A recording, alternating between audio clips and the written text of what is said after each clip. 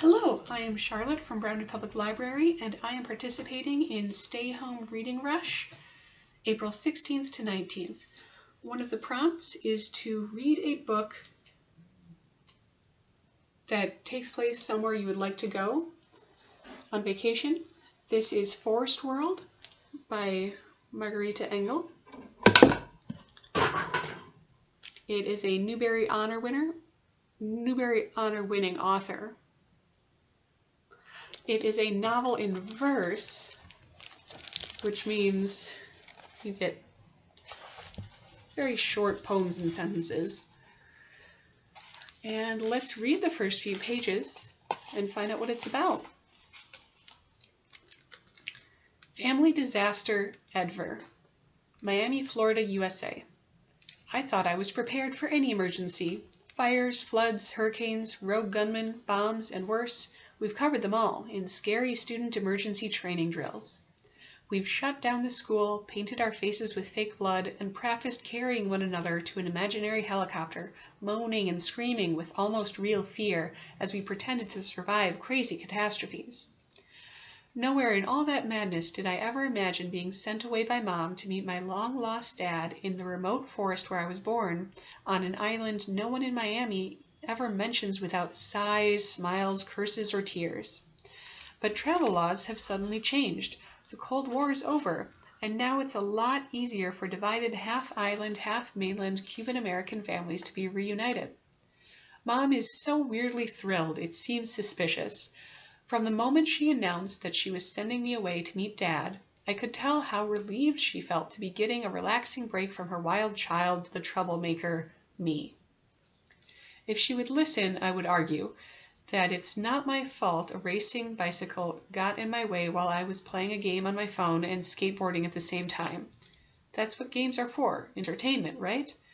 Escape so that all those minutes spent gliding home from school aren't so shameful. As long as I stare into a private screen, no one who sees me knows I'm alone. Tap, zap, swipe. The phone makes me look as busy as someone with plenty of friends, a kid who's good at sports instead of science. In that way, I'm just like Mom, who hardly ever looks up from her laptop on weekends. She just keeps working like a maniac, trying to rediscover lost species. She's a cryptozoologist, a scientist who searches for hidden creatures, both legendary ones like Bigfoot and others no one ever sees anymore simply because they're so rare and shy, hiding while terrorized by hunters, loggers, and poachers who sell their stuffed or pinned parts to collectors. Yuck. But what if there's more? What if Mom's real reason for peering into her secret online world is flirting to meet weird guys who might not even be the handsome heroes shown in their photos? What if she's dating and that's why she needs to get rid of me so she can go out with creeps while I'm away? The next chapter is called Our Fluttering Lives, Luza. La Selva, Cuba. Green all around me, blue up above, and now my little brother is finally on his way to visit. I've heard about Edvar all my life, from Abuelo, who misses his daughter, my mama, and from Papi, who speaks so mournfully of a time when we all lived together as a family, rooted in our forest, and winged with shared dreams. Now, as I step down to a clay bank where clouds of blue butterflies have landed, brightness pulses as radiant insects sip dark materials from mud, performing a dance of hunger called puddling.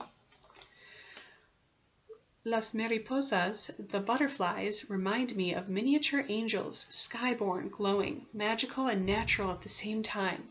Do they know how fragile and brief their airborne lives will be? After we travel to the city to meet my brother at the airport, maybe I'll come back to this mossy riverbank and sculpt a vision of people with upside-down wings beneath leafy green trees rooted in the sky. Or even better, I could just stand here and wait for a tiny colibri to arrive, a hummingbird, no bigger than a bee, the world's smallest bird, one of the many living treasures that make Papi such a great wildlife superhero, protecting our forest's rare creatures from the hunger and greed of poachers. Right, that was the first two chapters of Forest World. So it looks like it's about two siblings And we're going to go back and forth with their perspectives. Oh, and on the cover I see there's a butterfly in a jar and a hummingbird, and those are two things she mentioned in her chapter. So I'm looking forward to escaping into the forest for my vacation book. Have a wonderful day.